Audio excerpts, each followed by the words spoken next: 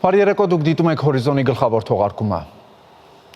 Կառավարությունը 3 լավարկում է առաջարկում ընդհանուր հայտարարագրման գործընթացում սոցծախսերի փոխհատուցման մասով կհամաֆինանսավորվեն սուբվենցիոն ևս 27 ծրագրեր։ Հայաստանը կունենա նոր դեսպանատուն Օմանի Սուլթանությունում, առաջիկայում նաև Հունգարիայում։ Որոշումները կայացվել են կառավարության այսօրվա նիստում։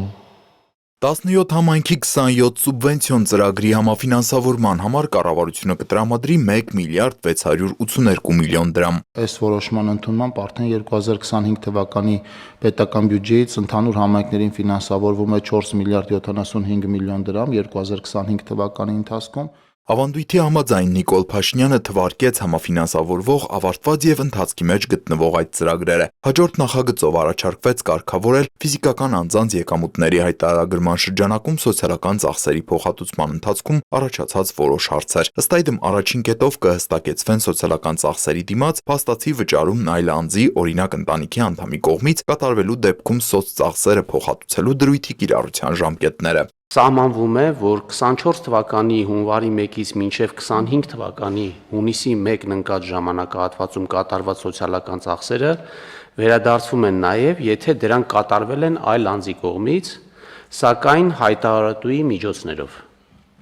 Այս ժամկետից հետո կատարված սոցիալական ծախսերը վերադարձվելու են, եթե դրանք անմիջականորեն կատարվել են հայտարարատու ֆիզիկական անձի կողմից։ Երկրորդ խնդիրը ծագել է այն դեպքում, երբ գործատուն առողջության ապահովագրական պայմանագրի կողմ է, սակայն շահառուներն այդ գործատուների աշխատողներն են։ Այս դեպքում ապահովագրական վճարը կատարվում է գործատուի կողմից, որից հետո գումարը փոխհատուցվում է աշխատողի միջոցներից։ Սրանով հնարավորություն է տրվում այս դեպքում վերադարձնել սոցիալական ծախսի գումարները։ Խնդիր է ծագել նաև այն դեպքում, երբ համայնքների պատվերով համայնքային ոչ առևտրային կազմակերպությունները մատուցում են կրթական ծառայություններ, որոնց համար հայտարարատու ֆիզիկական անձինք համայնքի բյուջե են վճարում տեղական վճար, օրինակ համայնքային մանկապարտեզների վճարները։ Հնարավորություն է տրվում, որ հաշվարկային փաստաթղթերը համայնքների անունից դուրս գրեն համայնքային ոչ առևտրային կազմակերպությունները։ Նիկոլ Փաշինյանն ասաց, որ այս որոշման նախագծով շարունակվում է ընդհանուր հայտարարագրման հետ կապված գործընթացի լավարկումը։ Այս համոզմունքը իմ մոտ առաջացել է Էստոնիա կատարած այցից հետո,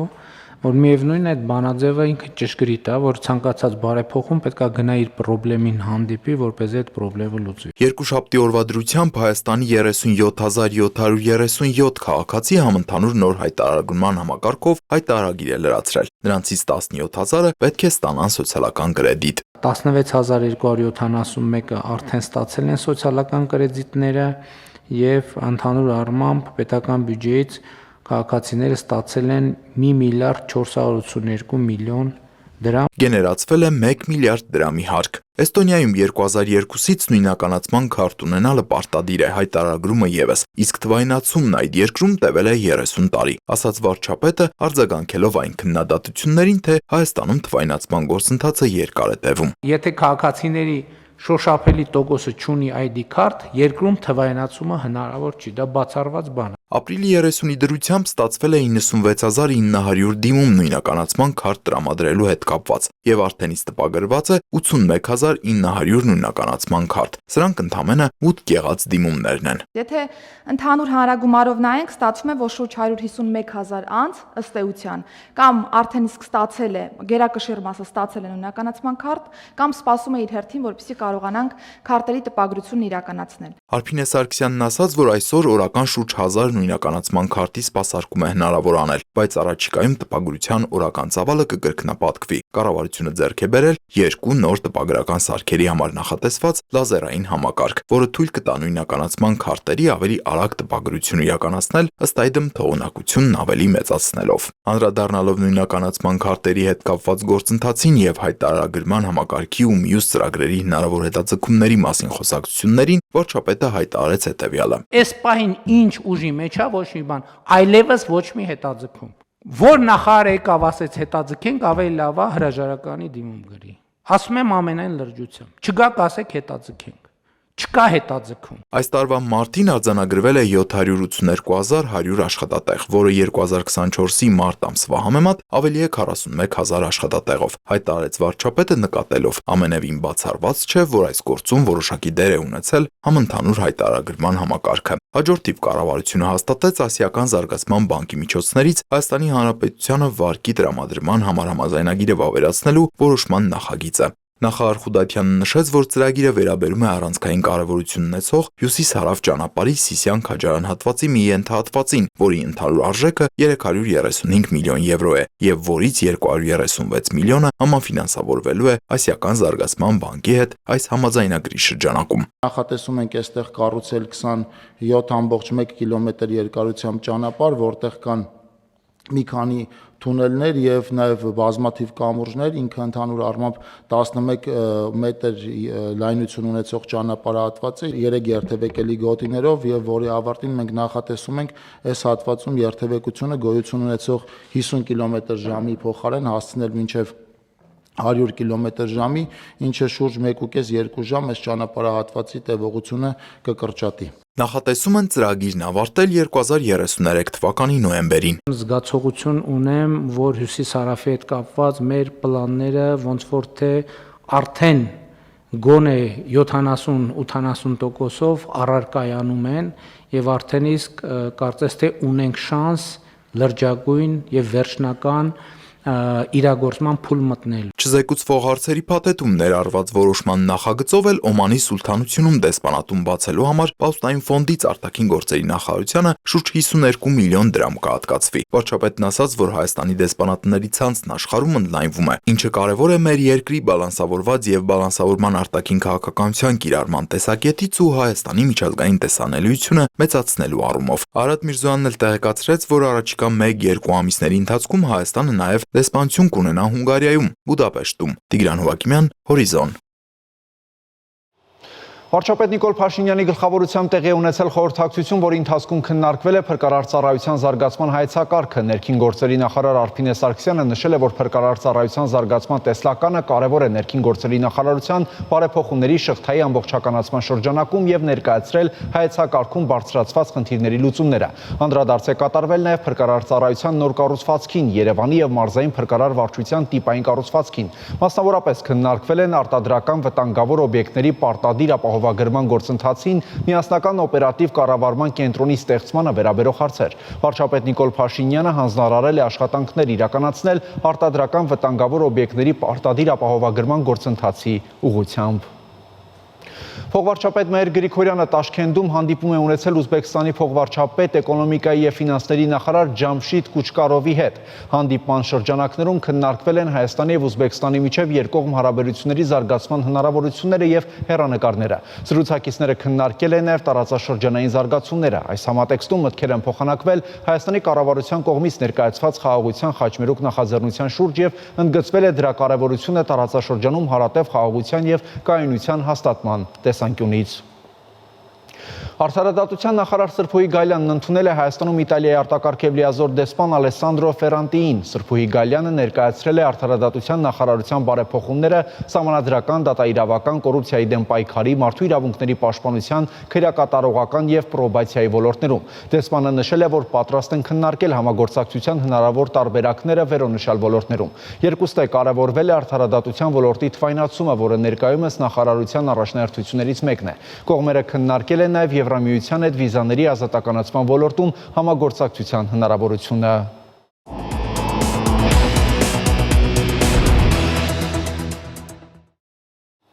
Երկու միջուկային գերտերությունների միջև աճող ուժային առճակատումը սպառնում է ողջ մոլորակի կայունությանը։ Պակիստանի տեղեկատվության նախարար Աթալու Աթարարը հայտարարել է, որ կան հետախուզական հավաստի տվյալներ, որոնք ապացուցում են, որ մոտակա 24 ժամվա ընթացքում Հնդկաստանի զինուժը անցնելու է լայնածավալ հարձակման ու պատերազմը անխուսափելի է։ Նրա խոսքով Պակիստանը պատրաստ է արժանի հակահարված տալ։ Թեմայի շուրջ կզրուցենք Արտյոմ Երկանյանի հետ։ Արտյոմ, միջուկային զենքի կիրառման հավանականություն կա։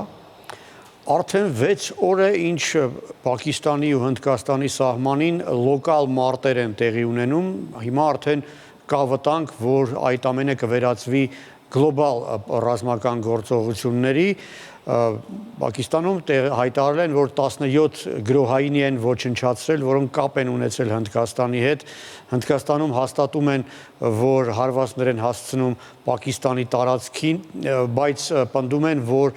նախաձեռնողը Պակիստանն է, այսինքն կողմերը միմյանց են մեղադրում։ Հնդկաստանի վարչապետ Նարենդրա Մոդին հայտարարել է, որ զինվորականներին տվել է բոլոր լիազորությունները տեղում օպերատիվ որոշումներ կայացնելու։ Այսինքն են, եթե պետք է ռազմական գործողություններ սկսելու, այդպիսի իրավասություններ զինվորականները, գեներալները ունեն։ Հիշեցնեմ, ամեն ինչ սկսվեց անցած երեքշաբթի օրը, երբ ամենայն հավանականությամբ Պակիստանի հետ կապ ունեցող գրոհայինները Հնդկաստանի տարածքում 26 օտարերկրացի զբոսաշրջիկի են սպանել։ Ի պատասխան Դելին որոշ տնտեսական, դիվանագիտական, քաղաքական կոշտ քայլերի գնաց, այդ թվում այդպիսի լուրջ տնտեսական գործիք օգտագործեց, ինչպիսին է Հինդոս գետի հոսքը փոխելը, այսինքն Հնդկաստանի տարածքից ջուրը դեպի Պակիստան այլևս չի հոսում, ինչը լրջագույն հարված կարող է լինել Պակիստանի տնտեսության համար։ Իսլամաբադում դա անվանել են պատերազմական գործողության դրսևորում եւ հայտարարել են, որ ազատ են պատասխան քայլ ընտրելու հարցում։ Ասեմ, որ Հնդկաստանի ու Պակիստանի միջև նման առճակատումները բավական հաճախ են տեղի ունենում, վերջին նման լայնամասշտաբ առճակատումը 19 թվականին էր եւ այդ ժամանակ կողմերը անգամ փոխանակվել են հրթիռային հարվածներով, կիրառել են թևավոր հրթիռներ։ Այս անգամ իրավիճակը կարող է ել ավելի լուրջ հետևանքներ ունենալ, համենայն դեպս այդպիսի տպավորության համար որոշ հիմքեր կան։ Դե գիտենք, որ երկու պետություններն էլ միջուկային զենք ունեն եւ Պակիստանի պաշտպանության նախարարը Ալ Ջազիրա հեռուստաընկերությանը տված հարցազրույցում երեքշաբթի առաջին օրը չի բացառել, որ Պակիստանը միջուկային զենք կօգտագործի Հնդկաստանի դեմ։ Բայց մի կարևոր հանգամանք, մինչ վերջերս միջուկային զենքի առկայությունը ոչ այդքան կոնֆրոնտացիայի հիմք է հանդիսացել, որքան հակառակը զսպող դեր է եղել։ Այն բանից հետո, երբ Հնդկաստանը եւ Պակիստանը միջուկային զենք ունեցան, սահմանային միջադեպերի քանակը կտրուկ նվազել է, այսինքն կողմերը պատասխանատվությամբ են վերաբերվում խնդրին, գիտակցում են, թե ինչ մասշտաբի հետևանք կարող է լինել եւ ավելի զուսպ են այդ տարածքային սահմանային վեճերում միմյանց նկատմամբ։ Հուսով եմ, որ այս անգամ եւս այդ պատասխանատվությունը կողմերը կդրսևորեն եւ թույլ չեն տա իրենց քայլեր, որոնք կարող են միջուկային պատերազմի առիթ դառնալ։ Իսկ որ երկրի բանակն է առհասարակ ավելի հզոր։ Դե երկու պետություններն էլ մտնում են մոլորակի ուժեղագույն բանակ ունեցող 6 պետությունների շարքին, բայց Հնդկաստանի զինուժը ավելի հզոր է, որոշ չափանիշներով մի քանի անգամ ավելի հզոր։ Օրինակ, ռազմական բյուջեն Հնդկաստանի 10 անգամ ավելի մեծ է, քան Պակիստանի ռազմական բյուջետը։ Հնդկաստանում 75 միլիարդ դոլար, Պակիստանում 7.6 միլիարդ։ Ինչ վերաբերում է քանակի, եւս գերազանցում է Հնդկաստանը գրեթե 3 անգամ։ 1.5 միլիոն զինվոր ունի իր բանակում Հնդկաստանը, 654,000 զինվոր Պակիստանը։ 2 անգամ ավելի շատ ինքնաթիռ ունի Հնդկաստանը, մոտ 2 անգամ ավելի շատ տանկ։ Բայց օրինակ հրթիռային համակարգերը Պակիստանի մոտ ավելի շատ են։ Դե իսկ ամենագլխավորը դա իհարկե միջուկային մարտագլխիկների քանակն է, ահա այստեղ գրեթե հավասար են։ Բաց աղբյուրներից ստացված տեղեկությունը, եթե որպես հիմք ընդունենք, ուրեմն պետք է արձանագրենք, որ 180 մարտագլխիկ միջուկային ունի Հնդկաստանը, 170 Պակիստանը։ Ինչ մոտեցումներ ունեն աշխարհի գերտերությունները։ Միացյալ Նահանգները անուղղակի կերպով աջակցում են Հնդկաստանին, դե պարզ է դրա միջոցով փորձում են բալանսավորել եւ զսպել Չինաստանի աճող ազդեցությունը։ Ռուսաստանը նույնպես Հնդկաստանին է դաշնակից համարում, իդեպ Նարենդրա Մոդին պետք է մայիսի 9-ին հաղթանակի այդ շքերթին լիներ Մոսկվայում, սակայն այսօր պարզ դարձավ, որ չի մեկնի Ռուսաստան այս ստեղծված իրավիճակի պատճառով։ Ինչ վերաբերում է Չինաստանի, ապա Պեկինը գրեթե բացահայտ աջակցում է Պակիստանին, եւ պատճառներից մեկը այն է, որ Հնդկաստանի հետ ունի որոշ տարածքային վեճեր սահմանի որոշ հատվածներում, դե իսկ ամենագլխավորը այն է, որ Հնդկաստանը տարածաշրջանում Չինաստանի թիվ 1 մրցակիցն է եւ աշխարհում գլոբալ իմաստով աճող մեծագույն տնտեսություն է եւ Չինաստանը իհարկե կշահի, եթե այս պատերազմը այսպես գլոբալ դառնա եւ Հնդկաստանը զբաղված լինի իր հարևանի հետ ռազմական գործողություններով։ Բացի այդ, որոշ փորձագետներ կարծում են, որ եթե Պակիստանի եւ Հնդկաստանի միջև լայնամասշտաբ պատերազմ սկսվի, Չինաստանը կարող է օգտագործել այդ հնարավորությունը եւ հարձակվել Թայվանի վրա, վերջնականապես Թայվանը իրեն միացնելու համար։ Ամեն դեպքում մեզ համար, Հայաստանի համար սա վտանգավոր զարգացում է, քանի որ ել ավելի լուրջ է դարձնում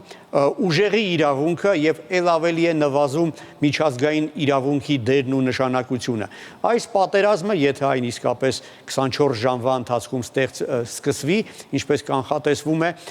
կարող է ազդակ դառնալ բոլոր նրանց համար, ովքեր ուզում են ուժի միջոցով լուծել տարածքային խնդիրները։ Իսկ գիտենք, որ Ադրբեջանը հենց այդ պետությունների շարքին է դասվում։ Արդյոք ստեղծված պայմաններում Հայաստանը ինչ դիրքորոշում կարող է ունենալ։ Դե մի կողմից Հնդկաստանն է մեր գործընկերը, մյուս կողմից մեր հակառակորդի դաշնակիցն է Պակիստանը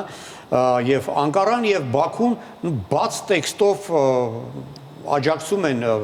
Պակիստանին 2 օր առաջ եւ Ադրբեջանի եւ Թուրքիայի արտգործնախարարները հերրախոսազրույց են ունեցել իրենց պակիստանցի գործընկերոջ հետ, բնական է, որ Հնդկաստանի արտգործնախարարի հետ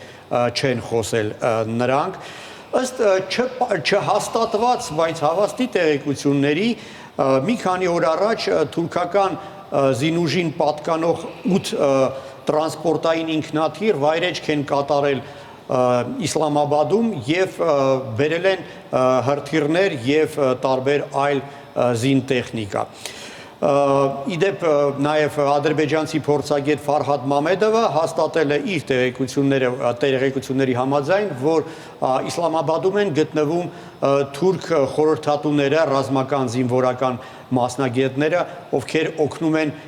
պակիստանցի գործընկերներին պատրաստվել ռազմական գործողությունների։ Ինչ վերաբերում է մեզ դաշնակից հանդիսացող Ֆրանսիային ու Իրանին, ապա նրանք նույնպես հակված են աջակցել Հնդկաստանին։ Օրերս հաստատվեց տեղեկությունն այն մասին, որ Ֆրանսիան Հնդկաստանին 26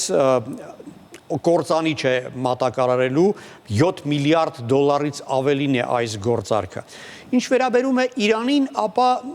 փորձում է չեզոքություն դրսևորել եւ անգամ առաջարկել իր միջնորդական ծառայությունները, բայց իրականում գիտենք, որ Հնդկաստանը որոշ բավական լուրջ խնդիրներ ունի Պակիստանի հետ եւ փոխարենը ընդհանուր շահեր ունի Հնդկաստանի հետ։ Մի քանի օր տարի, այսինքն 2 տարի առաջ 24 թվականի հունվարին Պակիստանը ու Իրանը անգամ հարվածներով են փոխանակվել։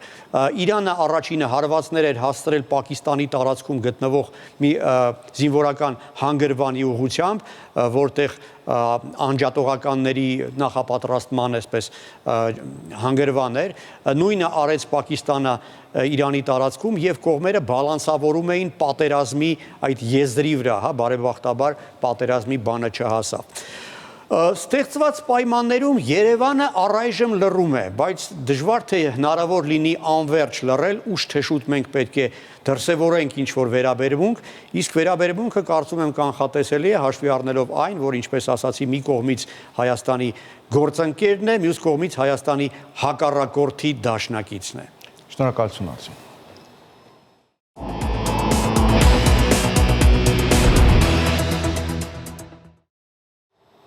Ավարտվեց հորիզոնների այս թողարկումը, կարճատև դադար, որից հետո կվերադառնանք նոր տեղեկատվությամբ։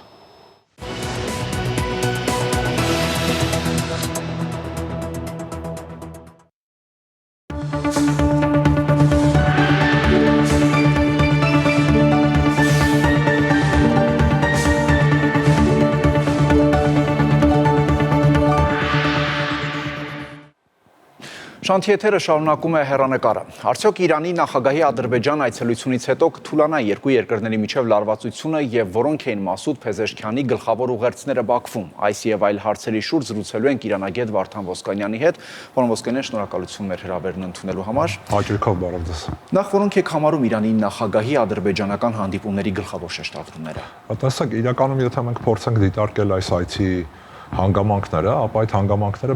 վերաբերում են գրեթե բացառապես տնտեսական տիրույթին։ Նախագահին ուղեկցում էր նաև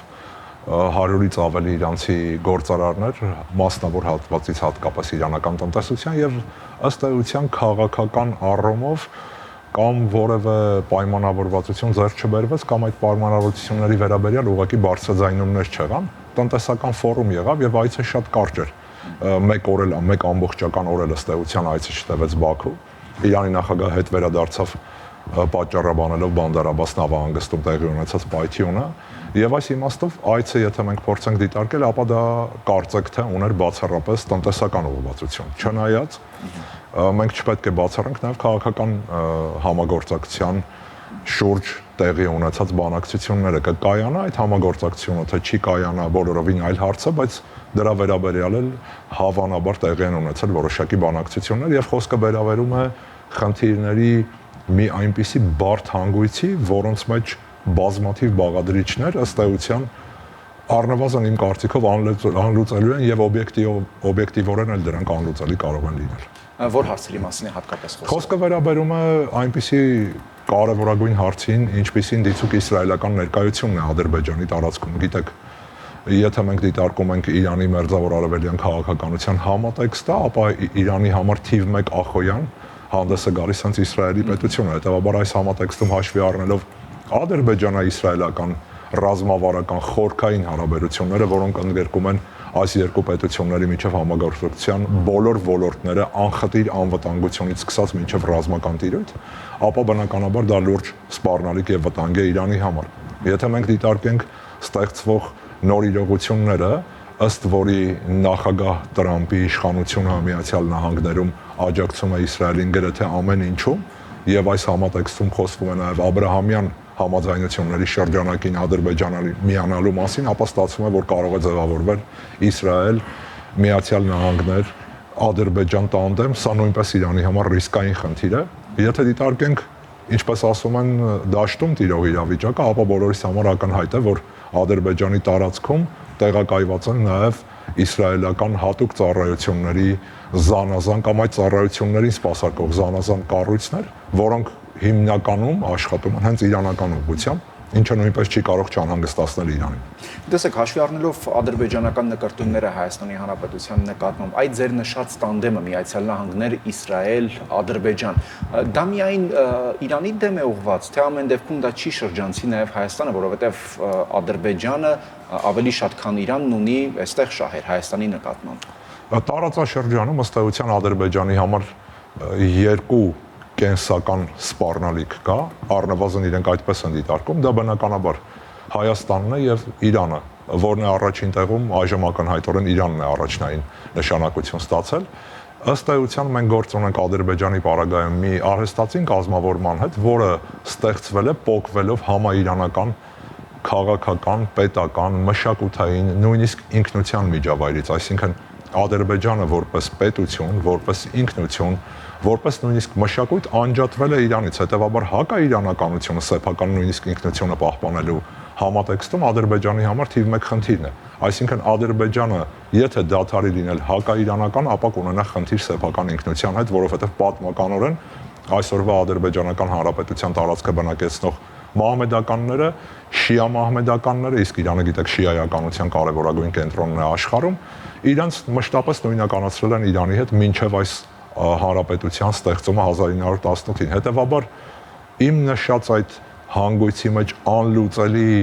խնդիրների մի խոշոր բույլ վերաբերում է հենց նշված ոլորտին, նշված տիրույթին, որը չի կարող լուծվել ելնելով օբյեկտիվ իրականությունից նաև։ Այսինքն բնական է, որ ադրբեջանական պետականությունը կամ ադրբեջանական ինքնությունը չեն կարող ժխտվել հենց այդ պետության եւ այդ ինքնության կողմից, հետեւաբար այս համատեքստում խնդիրները կրկնեմ բազմազան են։ Հայաստանի պարագան բնականաբար Բաքվի բարբարոսական վարչախումբը օգտագործում է սեփական խնդիրները առաջ մղելու առումով Իսրայելի հետ դաշինքը որքանով որ ուղղված է Իրանի դեմ, նույնքանով ուղղված է Հայաստանի Հանրապետության դեմ, եւ գիտեք այդ դաշինքի նաեւ հետևանքով է, որ Ադրբեջանը ստանում է հսկայական աջակցություն ոչ միայն իմ նշած անվտանգային եւ ռազմական տիրույթում, այլ նաեւ տեղեկատվական ոլորտում, տեղեկատվական, ասեմ այսպես, քարոզչական պատերազմի տիրույթում եւ նաեւ լոբիստական աշխատանք Միացյալ Նահանգների ներսում հօգուտ Ադրբեջանի, որն իրականացնում է Իսրայելի կողմից օժանդակվող լոբիստական հսկայական ցանցը, որ արկա է Միացյալ Նահանգներում։ Միացյալ Նահանգները ինքը չեմ կարծում, թե խիստ շահագրգիռ է, որպեսզի Հայաստանը այս տարածաշրջանում չափազանց թուլանա։ Ակնհայտ է, որ նման Հայաստան Միացյալ Նահանգներին կարծեք թե պետք չէ, բայց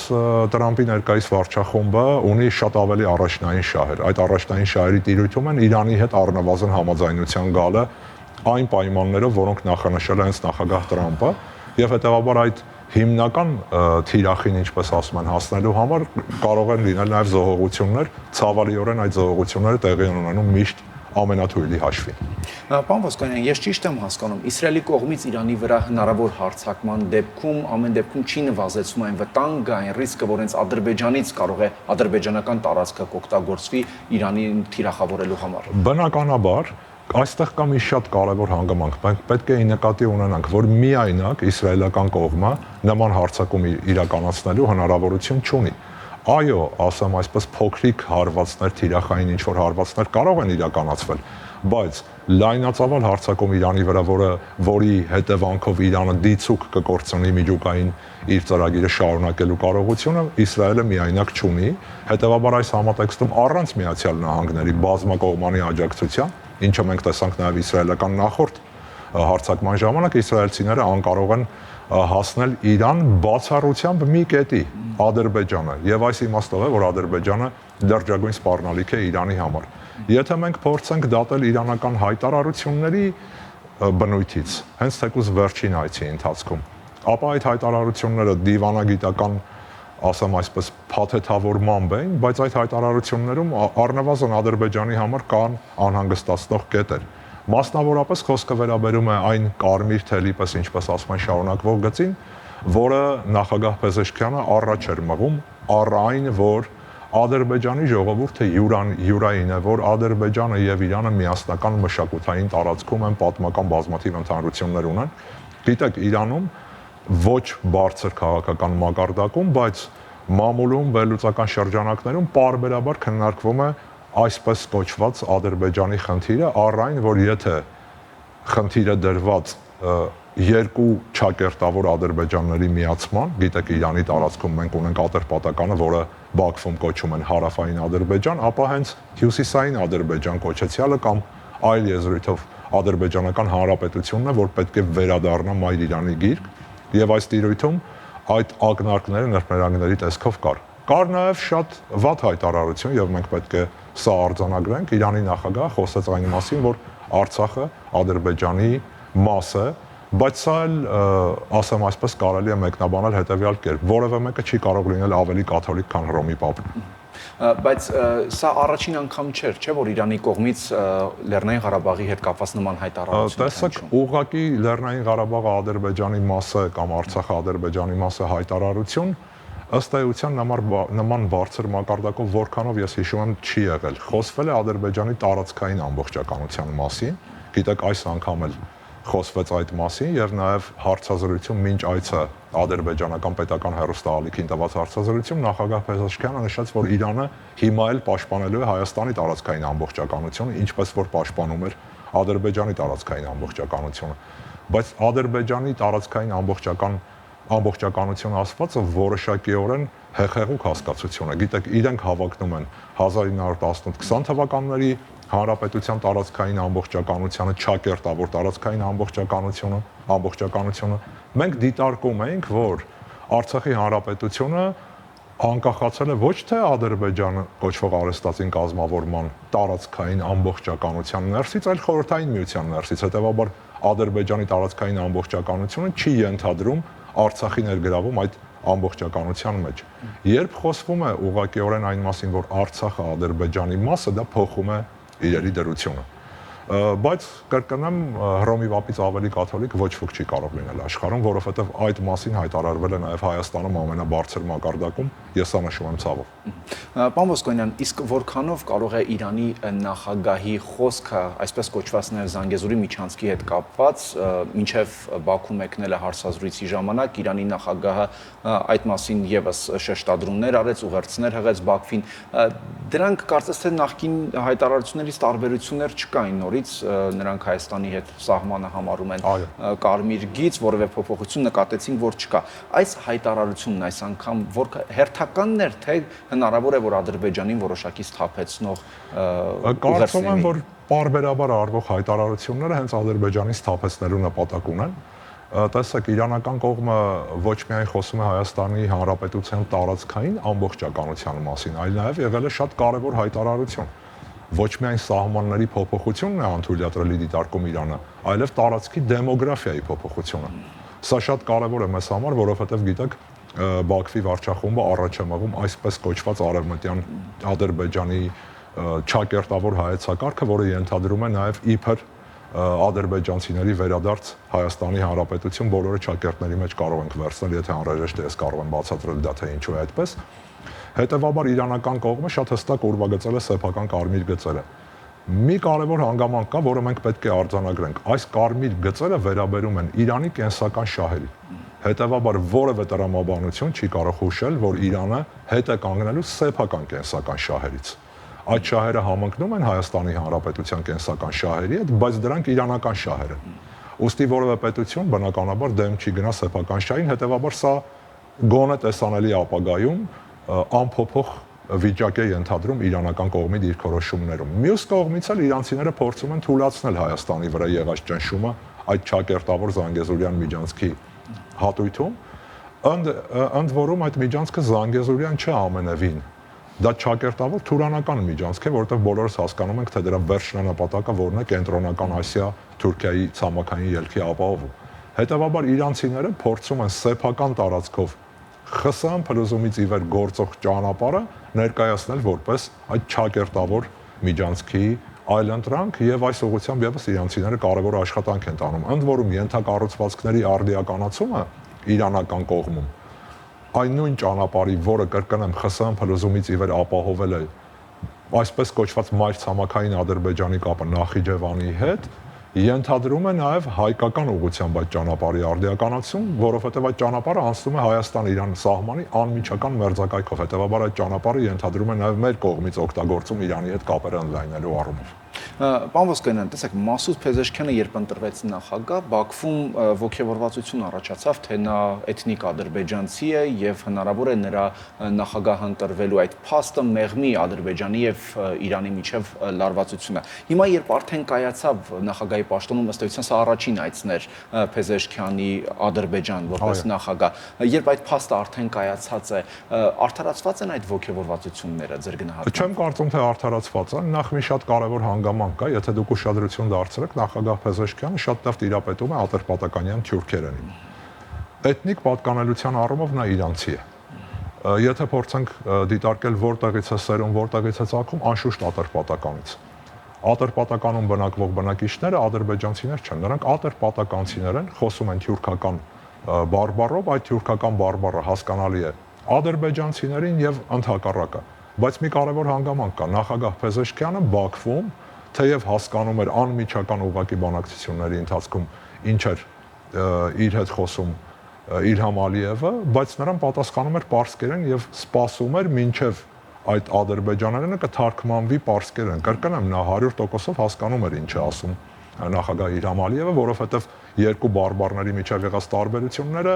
կան, բայց դրանք թույլ են տալիս փոխադարձ ըմբռնում ապահովել։ Մյուս կողմից նա խոսում էր բացառապես պարսկերեն, Իրանի պետական լեզվով, հետևաբար մենք չենք կարող կոչել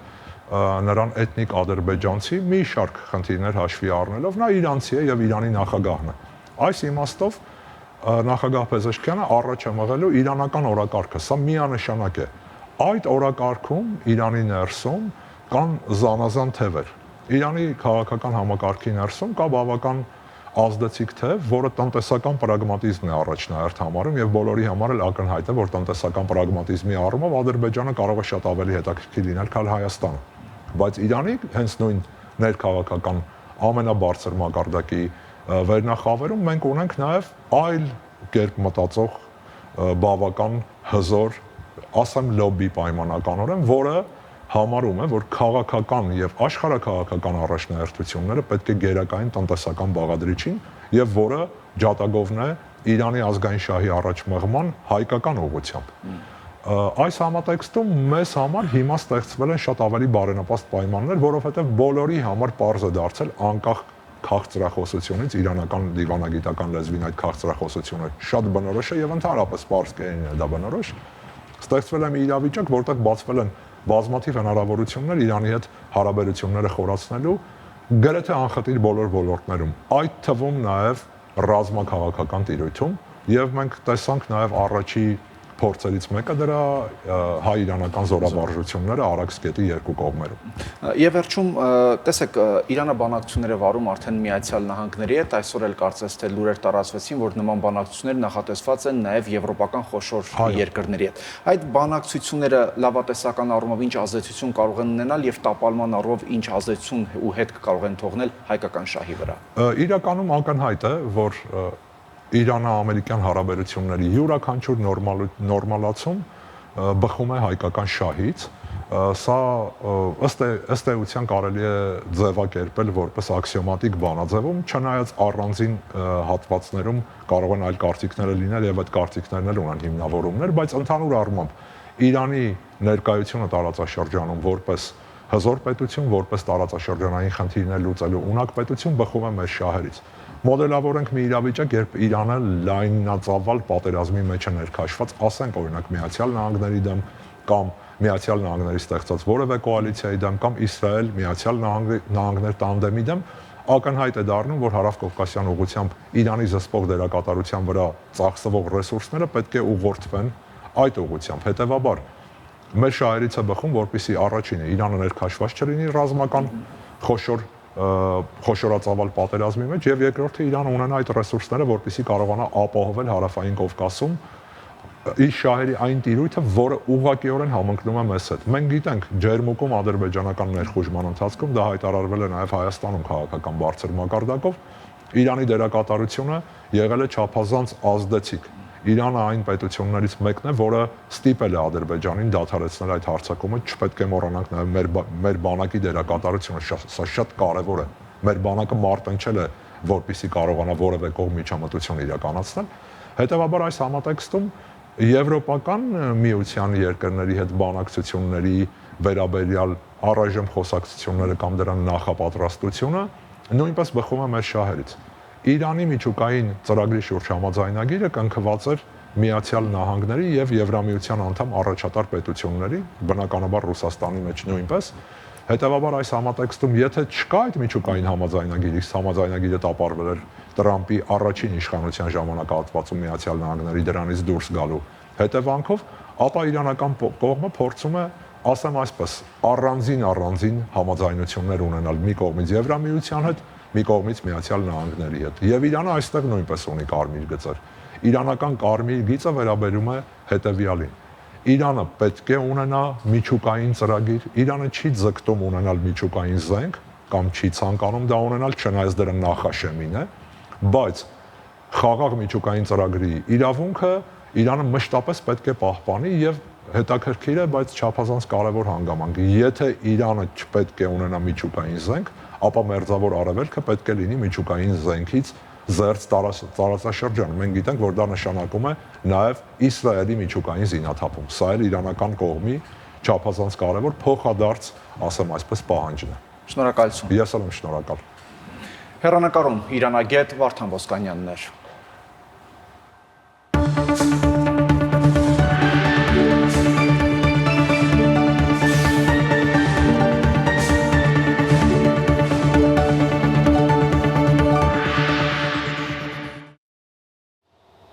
Օնլայն կինոդիտման հարթակները Հայաստանում դառնում են ավելի հասանելի եւ հարմարեցված օգտատերերի պահանջներին։ Ստրիմինգային հարթակների նոր պայմաններն ապահովում են բովանդակության դիտում առանց գովազդի, առանց հավելյալ վճարների եւ սահմանափակումների։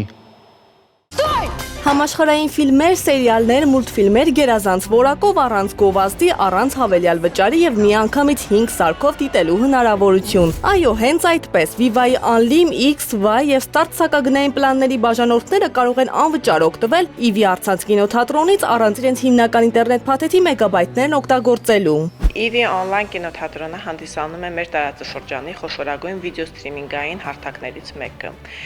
Viva-ն սկսել է իր համագործակցությունը EV հարթակի հետ 2020 թվականի կեսերին, երբ մեր երկրում եւ ինչպես ամբողջ աշխարհում համաճարակներ տիրում։ Միանգամից ձեռք բերեց շատ մեծ պահանջարկ։ Կարող եմ հստակ ասել, որ այս 5 տարվա համագործակցությունը իրեն ցույց է տվել ինչպես շատ հաջողակ եւ շատ պահանջարկ մեր շուկայում։ Ամեն ամիս շուրջ 50 միլիոն մարդ ամբողջ աշխարհում ընտրում է EV հարթակը կինոյի հարմարավետության եւ բազմազանության համար։ Ավելի քան 40,000 ֆիլմ եւ սերիալ սովետական դասականներից մինչեւ համաշխարհային բլոկբասթերներ։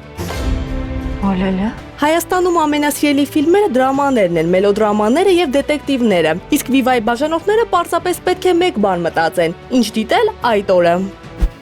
EV-ում մենք մշտապես ձգտում ենք բարելավել հավելվածը եւ գնել արդիական ու բացառիկ բովանդակություն, որը կհետաքրքրի մեր հետևորդներին։ Այսօր մեր երկու ընկերություններն էլ գոհ են ձեռք բերած արդյունքներից։ Այս համագործակցությունը մեզ թույլ տվեց բաժանորդներին առաջարկել յուրահատուկ համալիր լուծում, բջջային կապ ու ինտերնետ Viva-ից, ինչպես նաեւ ֆիլմերի ու հեռուստասերիալների մեծ կատալոգ EV-ից։ Այսպիսով Viva-ի բաժանորդը EV-ում մեկ հպումով ստանում է առավելությունների մի ամբողջ փաթեթ։ Միաժամանակ 5 տարբեր սարքերում 4K, Full HD եւ HD ֆիլմեր, օրիգինալ լեզվով եւ ենթագրերով դիտելու հնարավորություն, որոնք կարելի է ներբեռնել եւ դիտել օֆլայն ռեժիմով կամ շարունակել կանգ առած պահից։ EV-ն հասանելի է սմարթֆոնով, համակարգչով, պլանշետով, սմարթ հեռուստացույցով։ Այստեղ չկան գովազդներ։ Մանկական բովանդակությունն ու կարգավորումները այս հարթակը դարձնում են ամբողջ ընտանիքի համար հարմար ընտրություն։ Կարճ ասած, Viva-ի շնորհիվ կարող եք դիտել ինչ ուզում եք, երբ ուզում եք, որտեղ ուզում եք, առանց սահմանափակումների։ Հրիփսիմե Ավագյան, Լևոն Խաչատրյան, Հորիզոն։